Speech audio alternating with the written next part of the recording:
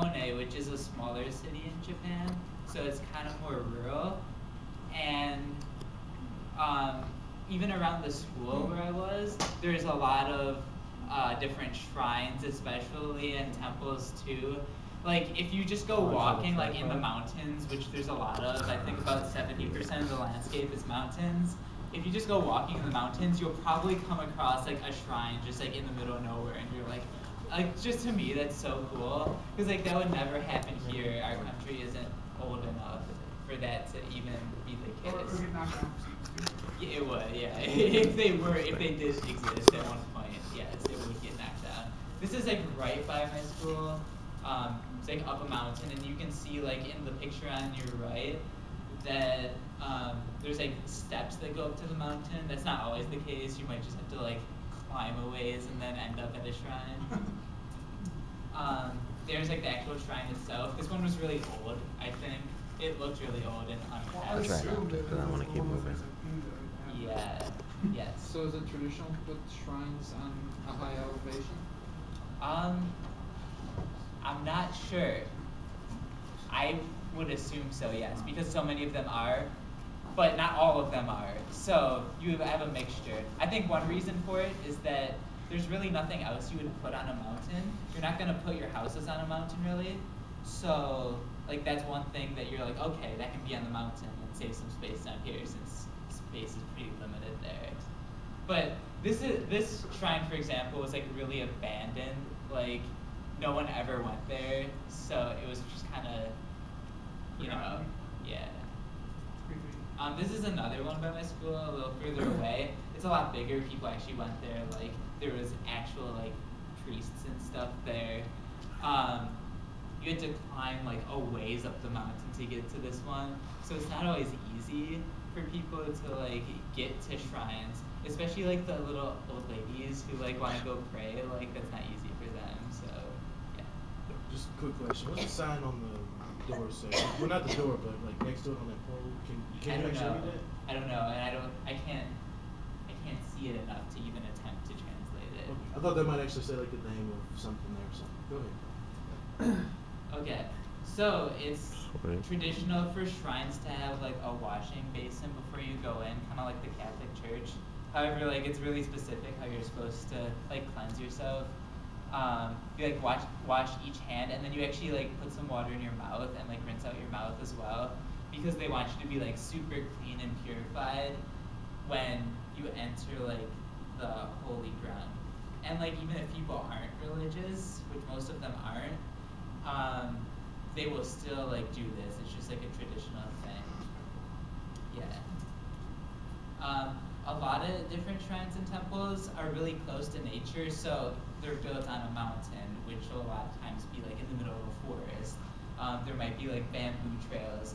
For example, like this one, there's just like this random bamboo trail, and then like you find something like this at the end of it, which is like a little extension of the shrine, which is another little thing you can pray at. The box at the top of the steps there, you can kind of see it. It's kind of being blocked by the gate there. You would typically like throw money into it, and like as a way of showing respect. This is like a slightly. This one wasn't on a mountain. It was just like in the streets of the city, so you can see it's a little nicer and like more accessible to people. Basically, when you go to pray, there's like also a ritual. Besides throwing the money in, you'd also like clap 2 times, bow, and then clap again. Like that's just what you do. You also ring the bell there. Like you see the light blue fabric hanging down. Like that's the handle for the bell. And the bells are like actually pretty weak though. They're not loud at all, so it's disappointing when you go to ring them. It's like I'm like, I want it to be loud. This is like the inside of a kind of a typical shrine. It's really colorful. That's not always the case though. This specific one is in tribute to a bigger one that I'll talk about later called Inari Taisha, which is a famous shrine in Kyoto. A lot of times different places will have like a little altar like this. So again, if you can't travel all the way to Kyoto to pray to that specific deity, which is like the fox god you can also do it at these smaller shrines. And like these red gates too, those are really characteristic of this one shrine, but the shrine is so famous that a lot of little shrines will also have red gates so that you can pay your respect to the fox or kitsune deity at them. Some shrines or temples will also have like specific monuments. This one is obviously for children, so people have left like stuffed animals and stuff. The statue is of a god, from what I believe, like protects little children basically. And so yeah, you'll find stuff like this. Other shrines or temples might be specifically devoted to like a particular thing. Like this was at the Daruma temple. Do people know what a Daruma doll is? It's one of those things in the background. They're usually like way smaller. I have a little one at home. The myth is that you paint in one eye when you make a wish, and then you're supposed to paint in the other eye when that wish comes true. So then people will like keep that doll as like a symbol of their wish coming true. But like this particular place was just like filled with them. So like even though a lot of temples and shrines like look the same, you can find like cool differences between them. So you have just one IP there at home? Not yet. I have to think of a wish, a good one. Okay. This, like a lot of times during festivals and stuff, I'll do a different presentation on festivals because like that's just too much for today. But like they'll like decorate the shrine or temple all fancy like and hang wishes around. This is a slightly bigger temple. It was at a city close by to where I stayed. It actually contained this. It was like a landmark basically, and there's actually a really famous statue inside, but they don't open it a lot because they don't want it to like be exposed to the elements and like get wrecked. So I think they only open it once a year, so like I didn't get to see it. But like What is that? but What is like that? the temple to your right, you can see it there. You could actually go inside that one, and this Japanese guy gave us a really cool tour, even though like he's talking really fast. But he like throw out random English words like rat. I'm like, okay, I know what a rat is. Cause like he was explaining the zodiac and like all the different statues they had in there. He was like motioning you like the whole time. He was like shaming you like. One of the statues was really cool though. If you like shine light on it, its face actually changed. Like Becca. So Becca. Just thank you. To the left, there's a tree there, and a lot of trees that are really old. Japanese people will think that there's a spirit inhabiting them, so they'll put these ropes around them. This one in particular, I think, is two trees combined together, so it's like a husband and wife kind of tree, so like husband and wife spirit.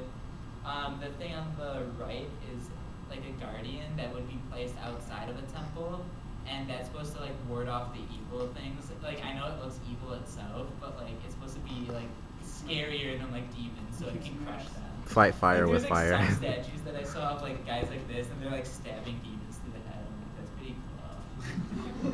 This is the Taya Taisha, which is like another pretty famous shrine. You can tell that it's like really nice and upkept. There's a lot of gold things inside of it. So at a lot of shrines that have a lot of things of sake for like festivals and stuff. So that's what this is. It's just all sake, which is kind of like, I guess for us it might be strange to see at a religious institution. However, like churches will have a lot of wine in them, but like sake is way stronger than wine. So you know, this is in Nagahama. It's a really big temple, so you can see like some temples are huge, some are tiny, some are like spread throughout a mountain. Others are just like that built. Okay, so I'm gonna move on to like some famous what? No, it's time for the famous ones. It is time for the famous ones. How'd you guess? Okay, stop. But before then, yes. Remind me, is sake rice wine or? Yeah, it is. Rice wine. It is like really strong alcohol though. Like it's not like wine. That's interesting because it's a clear beverage. I thought it'd be pretty weak. But like vodka. You ever heard of clear. moonshine? Not that it's the strongest, but still. Alright. My favorite was Inari Taisha, which is the Fox Shrine in Kyoto. Like, I don't know, you guys might have seen like pictures of these gates before. It's famous for having like, it's supposed to have 1,000 gates, but that's probably not true. It probably has like tens of thousands of gates. Like, there's literally so many. Just this first part here, like, there must be 1,000 just in like this first part when you walk into the shrine. And like, I thought that was the whole shrine, but no, it continues like all the way up this massive mountain, and it's basically the entire mountain is this one shrine with like gates through the entire thing. Here's another picture of it. Like, these gates are pretty tiny, but some of them were like far like taller than the ceiling here, and like really thick posts and everything. This is what the front of it looks like. There's tons of people here because it's such a big attraction, and it's really well kept. Like, everything's painted nice and everything. You can see the fox statues right there in front of it. This is like looking inside. There's actually like a priest, or I don't know exactly what you call them, but he's like chanting stuff, so it's kind of cool. I think there's like one person like in there with him, like actually participating in the ceremony. Who's cursing you? Yeah. He's like, get these white people out. You can see that there's characters written there. They're all like company names or names of like rich people who donated money to like have their like the gate dedicated to them, but it also helps maintain the shrine since it's like such a pain to maintain since it's enormous. Here's another part of it that looks pretty cool.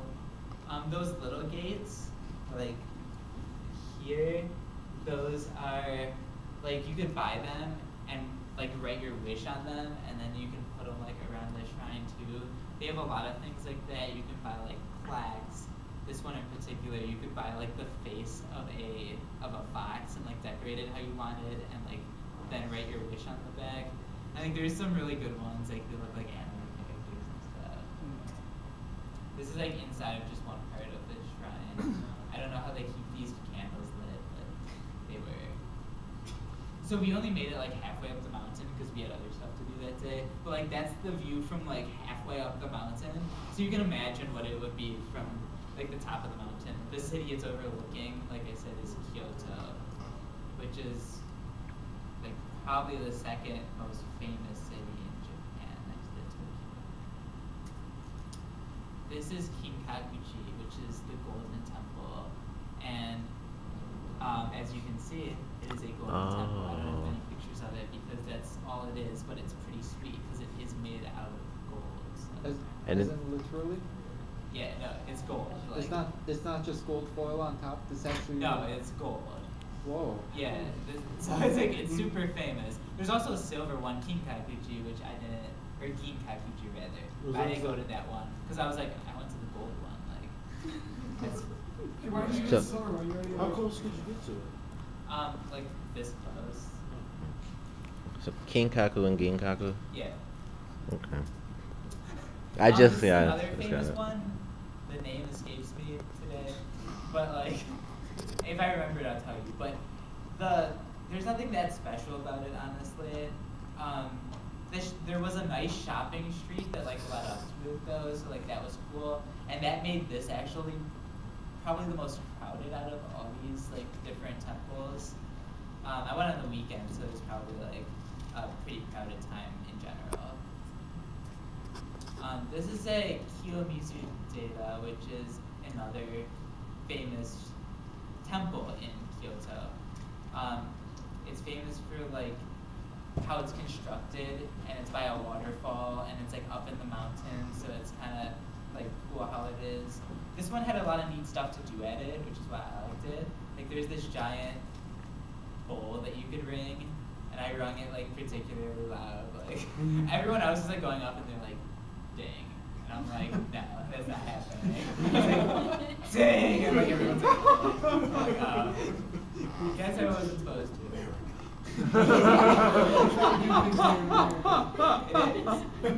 As you can tell, I'm You think like, the ball was going. Sorry, I can't go ahead. I'm sorry. as you can tell, I'm not wearing shoes. Like that's very typical of going to like inside of a shrine or temple. Also, like people's houses in Japan, you don't wear your shoes. You wouldn't wear them. Even in our school buildings, you take them off. You wear slippers or whatever. In a lot of restaurants, you don't wear shoes either. So you take your shoes off a lot because they're dirty, which it makes sense. But I think it's a little extreme, maybe, like just to the extent that they do it. Because like this place was obviously dirty anyway. Like there's lots of feet on it, so I don't know. How do they wash it all every night? Yeah, well, they could wash it anyway without wearing shoes. It's also like a sign of respect, though, if you like take your shoes off. This is like a priest staff that you could like try to lift up, and like people were having problems, but it was pretty heavy. Like I lifted it up just fine, but like it was pretty heavy, so like priests must have been like super awesome, like strong. They beat demons to death with it. Like this thing was like is probably like 40 pounds, like just the staff, and like you obviously carry it in one hand, like you're not gonna like. Not to bring like anime into anything, because I know it's way late. But there was like when like the monk carried my Blue Exorcist, like carried one of those things around and used to like kill people. Was it heavy? Apparently, like I don't know. That's nice. All these things just like that. Wasn't Things like a monk or Blue Exorcist. wasn't one of the characters in Inuyasha? Yeah, Moroku carried one of those things around. Yeah, this looks really similar, and that's like you can see a lot of influences that this kind of stuff, like traditional culture, has on different anime and manga, even if it's not like actually like super related. Yeah. They also have this love stone. You're supposed to walk like at least like 100 feet from like one love stone to like the other. No, it's more like 50 feet actually. Like 50 feet from one stone to the other with your eyes closed. And if you could like actually go down and like touch it, then you're supposed to like, I don't know, you're like the love. Your romantic wish is supposed to come true. Which like that hasn't, so. I touched it flawlessly. Like, my friend, like, she like ran into it with her foot. Like, that's not touching it. I like reached out and like touched it. I'm like, yes. I actually like ended up playing home with some gorgeous Asian woman just like crying you on your way, and like it was like, oh, I want to come home with you, Teddy. Yeah. That would have been my wish, so. So that is Oh, just kidding. It was so fun. Okay, I'm moving on. Those were all in Kyoto. There was, like, that's what Kyoto is known for, is its traditional culture, since it's the old capital of Japan, so, like, just a lot of famous stuff is there, a lot of famous old stuff. This one was in Tokyo. It's supposed to be, like, a more natural shrine. It's the Meiji Shrine from the Meiji era, which if you know Rurouni Kenshin, like, Meiji era, but that wasn't too long ago, like 1800s-ish is the Meiji era. It's like right after the revolution when like swords and everything were outlawed. So not too long ago. But everything was basically made out of wood, which was pretty cool. Here's like the actual place itself. Like you can tell that it's just massive. This one isn't supposed to be particularly aesthetically pleasing, like Inari Taisha, but it's supposed to like embody a more like natural approach to like Do those trees really architecture. like that? Are they maintained? Like keep that like circular shape? It's crazy. No, like almost every tree in Japan, like not in the forest, but everywhere else, like even on the streets and like in people's yards, they're all like trim like bonsai trees. So, I would say like, how do you get up there and trim that? What the fuck? That's so high. Get like a It's helicopter true. like you could probably use like a cherry picker, maybe. Though this whole place is like surrounded by a wall, so I don't know how you'd get it in there, but The power of extreme politeness. Yeah. Cut the trees. That's how they speak like that's all it's like. I mean you can see the ropes around these trees, so there are spirits in them, so apparently the spirits keep them maintained.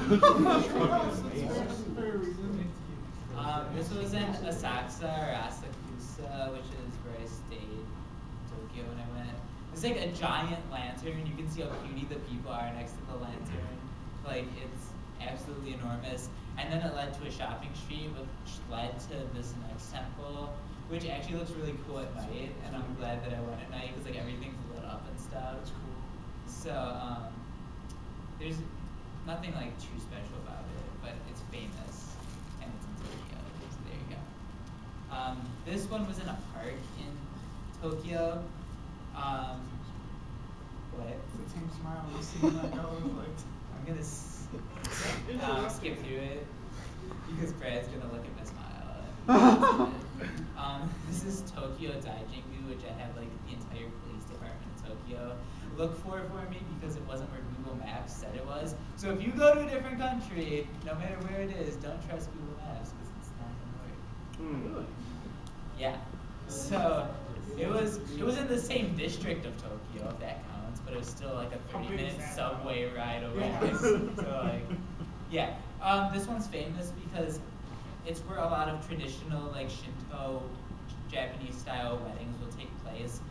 None were taking place when I went there, but like that's just the place for it. I guess it looks pretty cool too. You guys have any questions? It's really cool. That's bad.